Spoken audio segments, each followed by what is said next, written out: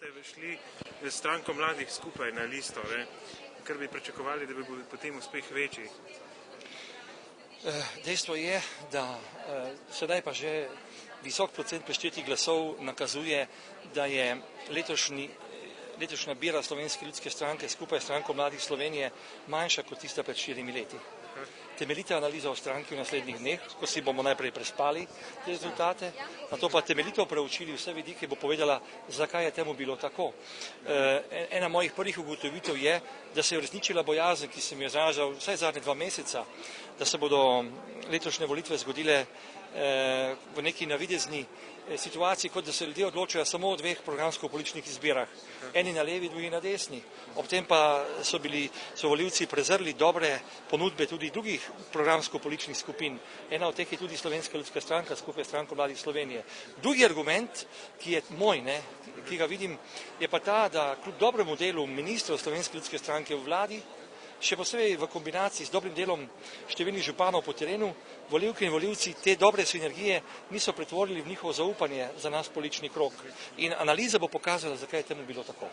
Pa se vam zdi, recimo, da je bila dobra izbira, recimo, sodelovanje z izvenparlamentarno stranko Mladih Slovenije, ker kot vemo, so neke programske in vrednostne razlike med obima strankama. Vi vendarle sodite kot Slovenska ljudska stranka v nek konzervativni prostor v Evropi, stranka mladih pa nekoliko bolj levo. Slovenska ljudska stranka čvrsto, programsko, politično, vrednotno in vrednostno obstaja v družini evropskih ljudskih strank. Naša pozicija je še posebej dragocena in pomembna zato, ker se je očitno dokončno zgodilo, da stranka Nova Slovenija ni več parlamentarna stranka. Eden od ključnih vzgibov našega političnega dela je tudi krščanski etos, ki ga želimo seveda modernizirati in mu v njegovo inspiracijo peljati tudi druge, duhovne in vrednostne izbire. Drugače pa smo pokazali politični pogum, ki je skoraj nobena druga politična skupina ni pokazala.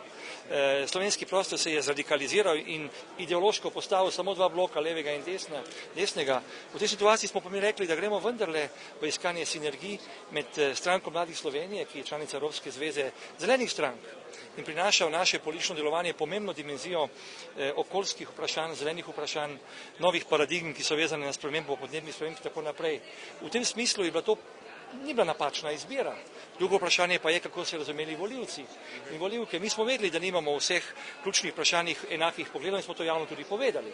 In smo seveda nastopali s tisto platformo, kjer smo bili čim bolj programsko enotni.